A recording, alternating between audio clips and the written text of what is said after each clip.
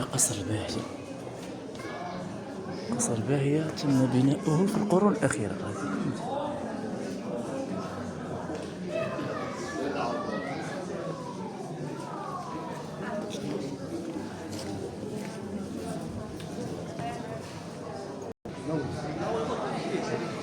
قصر الباهية مراكش غتبنى في القرن 19 وبناء أحمد بن موسى مولي بناء. يعني هذا حتى هو تاريخ فيه الزخرفة المغربية هذه. ما شاء الله. شوف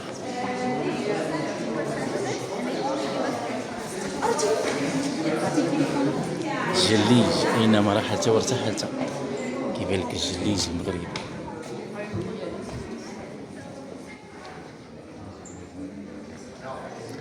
هذه الساحة هي القصور القديمة عندهم كل مساحات ونافورات. وهذا قصر البديع هو اللي التذكير في جميع الفيديوهات اليوم الجمعة بالمجان. فلحسن الحظ وأقدار إلهية لقيت راسي أنني خصني ندخل اليوم كامل فابور. أيام عادية 30 درهم.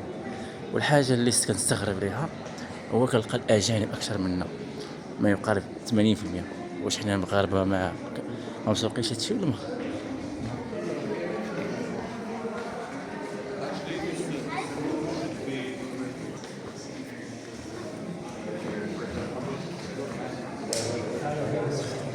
شوف ما شاء الله هذا السقف كيفاش تم بناؤه وكيفاش تم الزخرفة ديالو.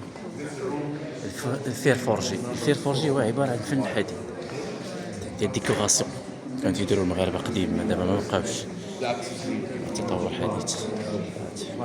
هاد الجليجة كتكلم على أكثر من 100 سنة ويأتي من يقول أنه الجليج ديالو.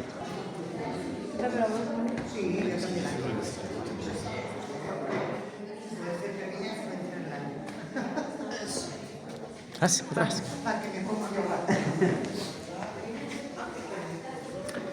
للتذكير هذا قصر الباهية ديال سيدي أحمد موسى. تم البناء ديالو في القرن 19. مراكش فيها تاريخ ديال ممالك بزاف ما شاء الله.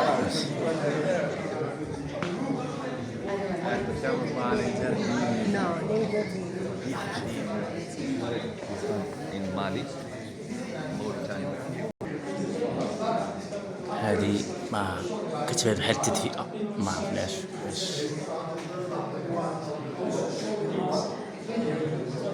شوف هذا الخشب. هذا الخشب يرجع لمئات السنين. هذا الخشب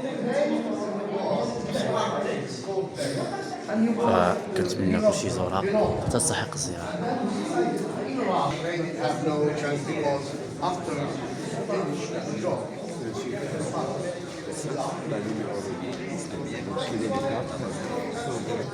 وإلى هنا ننتهي وانتهى النهار ديالنا في مراكش إن شاء الله.